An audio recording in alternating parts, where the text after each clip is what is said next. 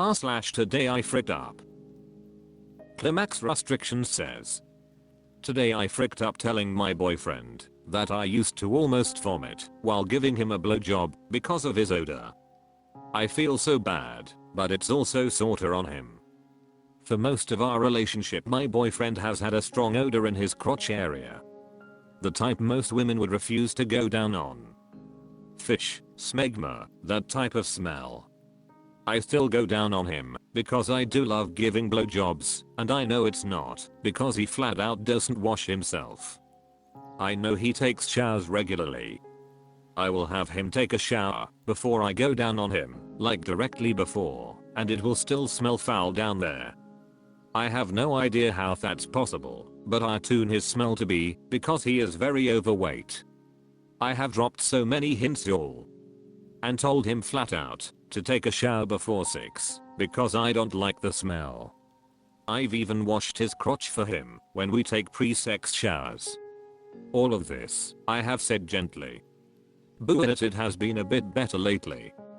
This morning in bed I sniffed his hand and jokingly gagged and asked if he had been scratching his nuts, which I can always smell on his hands. Yuck, I know, and he laughed and said yes. After a few seconds I said we've been dating for a while and you know I like to be honest with you, and proceeded to tell him that I used to hold my breath during blowjobs because when it breathed it'd be close to throwing up. I know what you're thinking, stop giving him head WTF. I know, it was just so hard for me to take the final step in letting him know how bad it was by refusing to go down on him. If I simply said I didn't want to give him head understand and never pressure me, but I still didn't want to hurt his feelings. Don't roast me too hard please. Anyway, he knew he smelled bad, but thought the showers helped completely.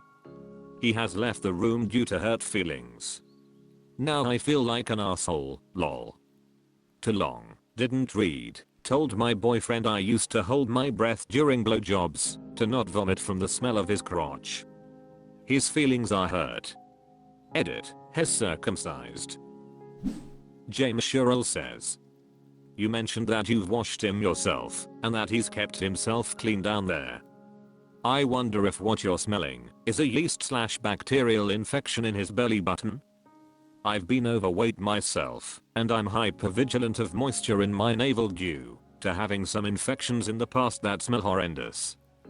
Having a strong odor down there isn't normal with good hygiene, even if you're overweight. It's possibly a sign of an infection.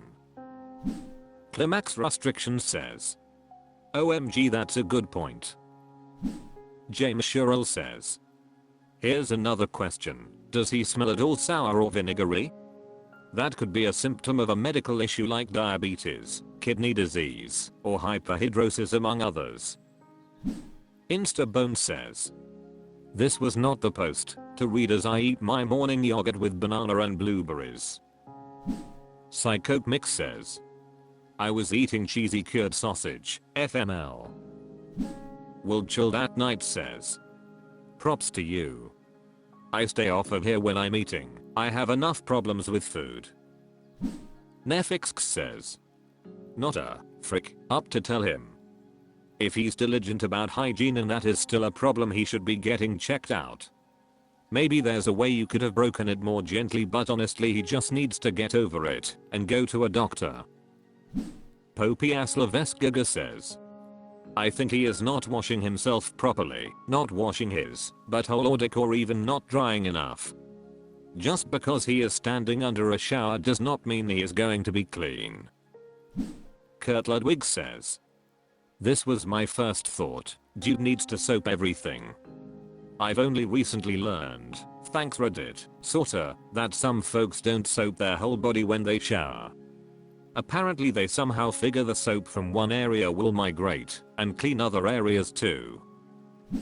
Boltinadist says, friend, he's not washing himself properly. You may think he is, but he absolutely is not.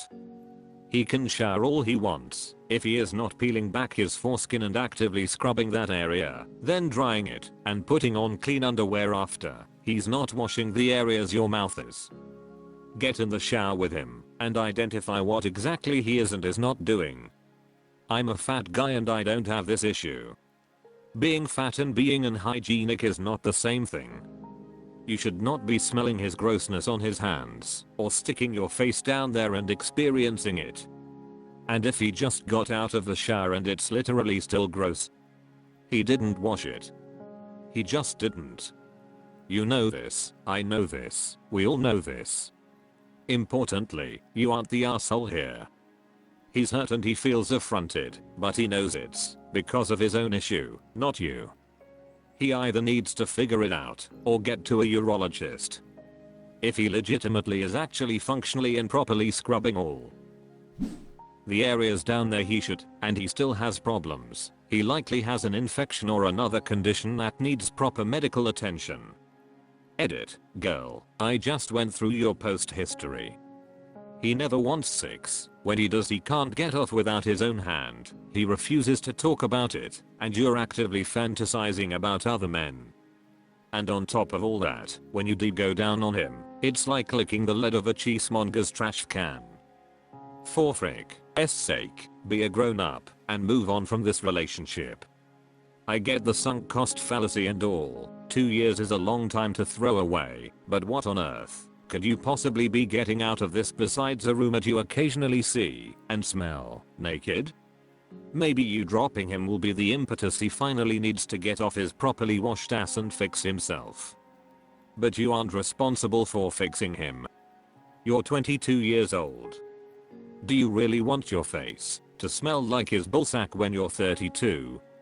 42? Have some self. Accomplished bad 6481 says. He's not washing the areas your mouth is. OMG. r/today I fricked up. Critical quality 163 says.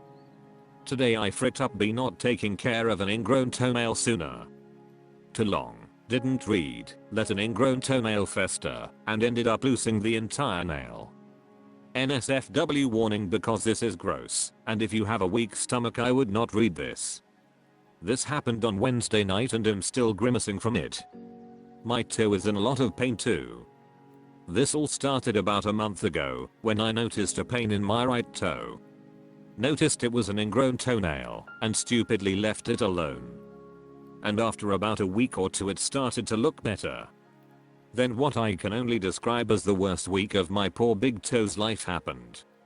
I stubbed it 3 or more times. Crushed it with an L cart. And had it stepped on multiple times by my dogs. Needless to say it got worse, but still I, against the advice of my husband, decided to let it be. Fast forward to Wednesday night. I took a look at my toe and decided I needed to get it checked by a doctor. Went to the urgent care was closed and I don't have a PCP. After a 5-hour visit finding out it was heavily infected, 3 numbing shots, and the removal of the entire toenail. Needless to say, lesson learned. TH3Glut0N says. My toe got ingrown 3 times in a row and fell off on its own, for the most part. I went back to that hospital 40 MJ days ago and realized it was the first time I went there for something not related to ingrown nails in a year. CR0W1980 says. I'm not sure if it's genetics or what, but I spent most of my teenage years with both sides of both big toes pretty much ingrown constantly.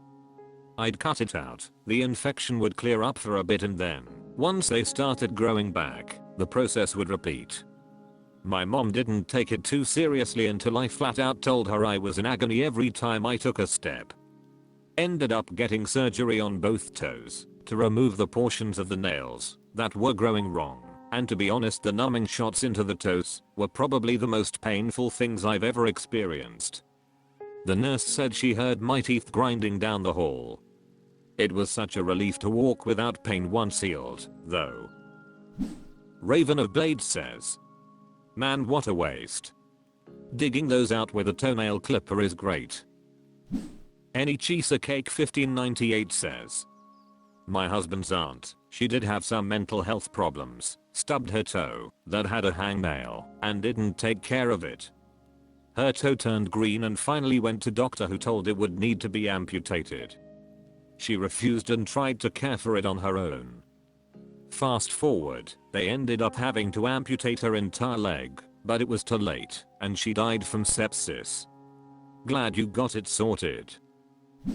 Ridsrath says, all my sympathy. I dropped a dog ramp on my toe last summer, resulting in the instant and violent removal of my toenail and a broken tuft. All that sucked really bad and hurt like hell. They told me my nail wouldn't grow back. Cut to a few weeks ago. It's grow back, yay, but as it's grown, it's sliced into the side of my toe and become really infected. I didn't realize how badly until I finally sat down to dig the sucker out. It sorta popped like a giant zit and oozed pus and goo. They'd given me antibiotics the year prior that I hadn't needed, but I did need them now. Good times. The moral of the story is to watch it as it grows back and hit up a podiatrist. Good luck, and I'm so sorry. Dogs and Coffee Addict says, so IDK if you got proper care explanation, but soak that mofo in warm salt water to get the gauze off and to help prevent infection. Dry the toe before applying neosporin or petroleum jelly liberally, and then gauze, and then the cob and stuff.